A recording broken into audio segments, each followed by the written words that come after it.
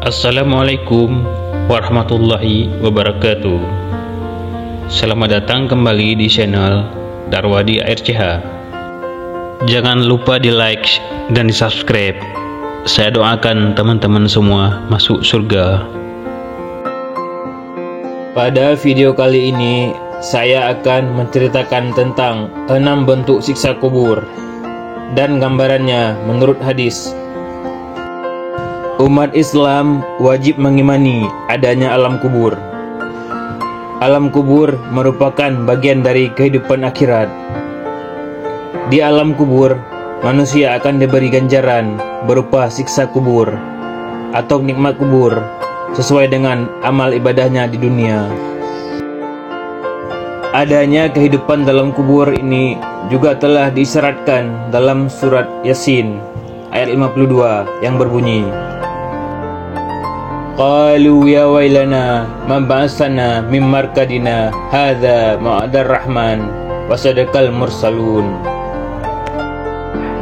Yang artinya mereka berkata, celakalah kami, siapakah yang membangkitkan kami dari tempat tidur kami, yaitu alam kubur.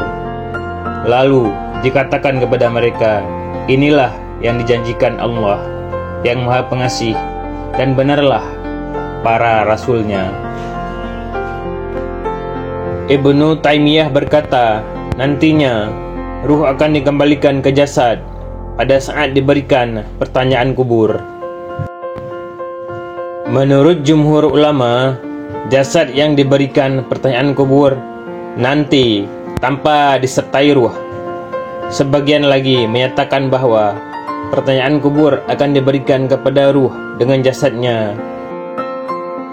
Pendapat ini dikemukakan oleh Ibnu Masrah dan Ibnu Hajj. Ahmad bin Al-Qasim berkata, aku pernah bertanya, hai Abu Abdullah, apakah kami mengakui mungkar dan nakir dan semua riwayat tentang azab kubur? Abu Abdullah radhiyallahu anhu kemudian berkata, siapa saja yang meninggalkan dunia dan berhak mendapat siksa akan mendapatkan bagiannya, baik ia dikubur maupun tidak. Meski jasadnya dimakan binatang buas, terbakar hingga menjadi abu, dan terbang di udara, disalib, atau ditenggelamkan di lautan, azab dan nikmat akan menimpa ruh dan jasadnya, sebagaimana yang menimpa di alam kubur. Dari penjelasan di atas, maka dipastikan siksa kubur itu nyata adanya bagi orang yang durhaka dan ingkar kepada Allah Subhanahu wa Ta'ala. 6 bentuk siksa kubur dan gambarannya. Orang-orang yang durhaka dan ingkar kepada Allah Subhanahu wa Ta'ala setelah ditanya malaikat dan tidak bisa menjawab, maka mereka mendapat siksa kubur.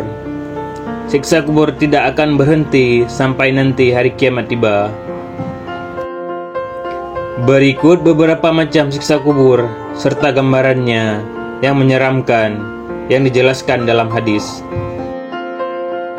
1. Diberi alas dari api neraka. Tak hanya merasa panas api neraka dalam siksa kubur bagi hambanya yang durhaka, Allah Subhanahu wa Ta'ala memerintahkan kepada malaikat di alam kubur sebagaimana yang diterangkan dalam sebuah hadis yang berbunyi,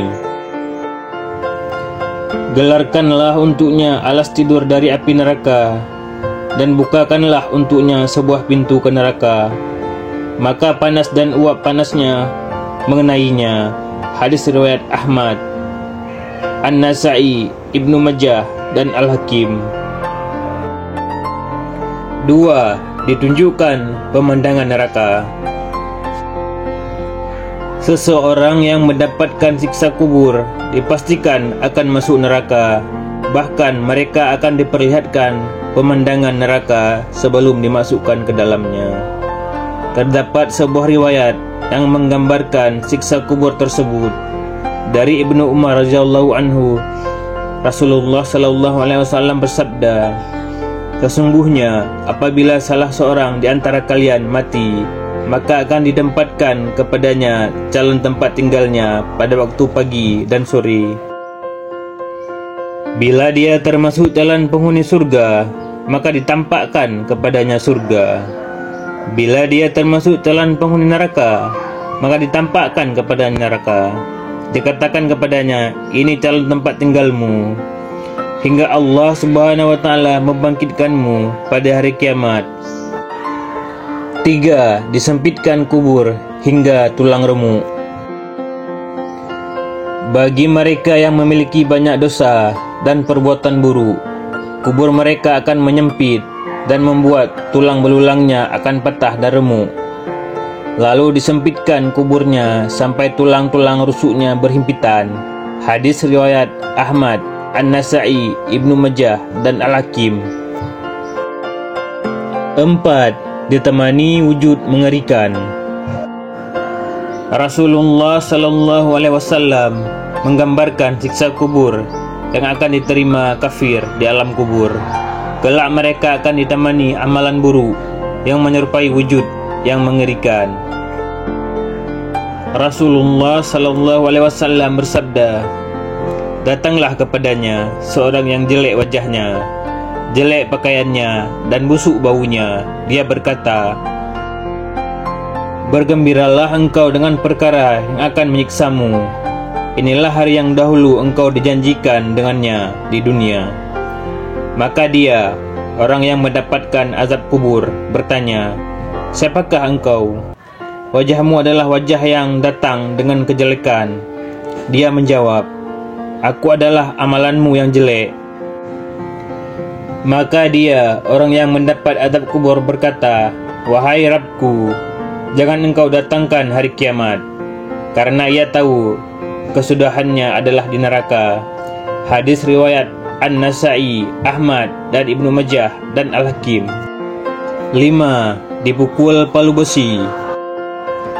Ketika seseorang tidak dapat menjawab pertanyaan dari malaikat Munkar dan Nakir, mereka akan dipukul dengan sangat keras di bagian wajahnya. Pukulan itu menggunakan sebuah palu yang terbuat dari besi. Hal ini dikabarkan Rasulullah SAW pada hadis berikut.